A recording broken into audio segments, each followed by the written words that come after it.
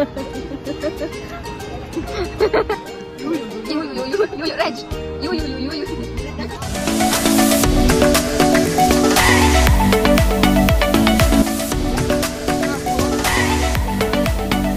Hi guys, it's me again, Joanne. Welcome me back. For today's video, andito na naman kami sa isang park ng isang flower festival. Sabi ng kaibigan ko. Kaya sinearch pa namin sa TikTok. At nalaman namin na libre at last day na ng event. Kaya dinayo na namin. So ayun na nga guys, na-amaze kami sa flower arrangement at mga madadaming bulaklak. Ikaw ba naman sa loob ng 2 taon dito sa Saudi? Kasi kadalasan disyerto lang ang nakikita namin.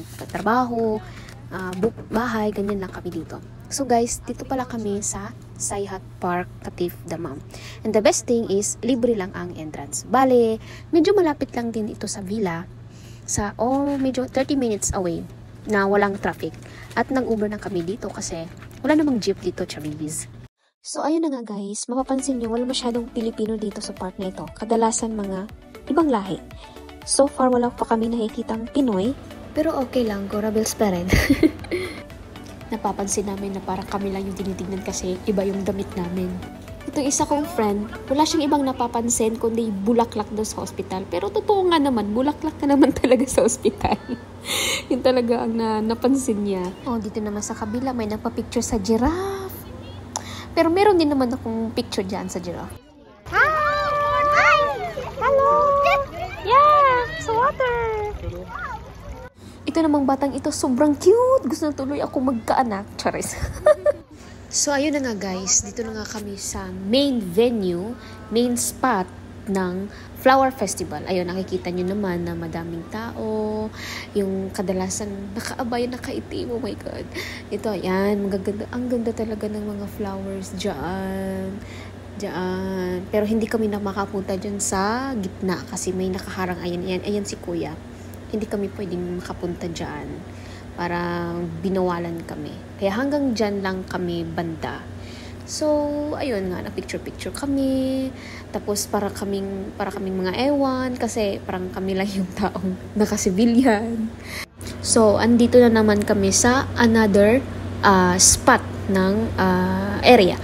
So, may nagbibenta ng mga antik, ayan, mga pagkain, habang kami naglalakbay, kami gutom na ere. So, binalak namin na bumili ng pagkain. Pero, habang kami naglalakbay, tumitingin-tingin kami kung anong mga binebenta, ayan, mga gamit, ayan, mga pagkain, pero hindi namin familiar kung anong pagkain iyan, kung nagugustuhan ba namin or hindi. Ayan si Reg, ayan. Parang simangot na kasi gutom na gutom. Hanggang napunta na kami dito sa isang area na may mga palaruan na. Kasi hindi naman namin alam kung nasaan na kami, ganun. Habang kami naglalakad at nakumukulo na yung tiyan namin at naghahanap kami ng pagkain. At si Bajoy, tinatawag din ako na baka, ayun, may nakita siyang mga rides. Ayan, mga rides na yan.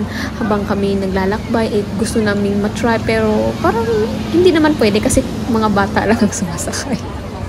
Parang bawal sa mga matatanda. Pero gusto namin. Ayan, may mga ganyan din. Tapos ayan, kadalasan mga bata lang talaga ang nagra-rides. Ayun, pero ayan, mga nakasimangot na kasi gutom na nga yan sila. Pati ako.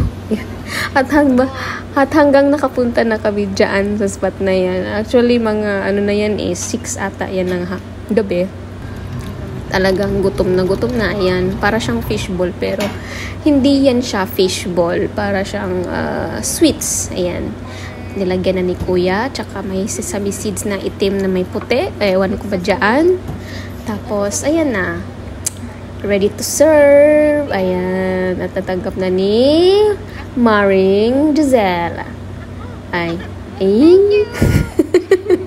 At ayan yung order din namin ni Rachel. Ni Aisha, yung fries na matatabang fries. Actually, hindi siya yung fries nila. Hindi, parang walang asin, yung ganun. Pero, yun nga, mahal din. Pero, no choice kami. Ayan, nilagyan niya siya ng ketchup. Kasi, nagpalagay ako ng ketchup tsaka yung mayonnaise. Kasi, gusto namin na may malasa kami.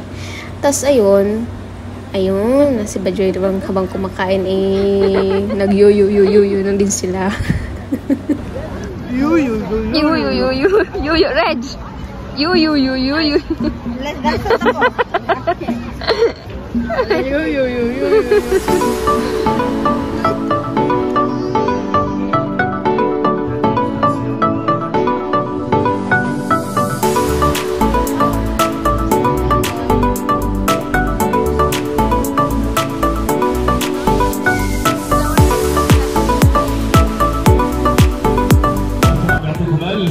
تواجدكم معنا في مهرجان الزهور اليوم للاسف واخر يوم من مهرجان الزهور، لذلك اليوم ان شاء الله راح يكون مختلف، راح تنبسطون.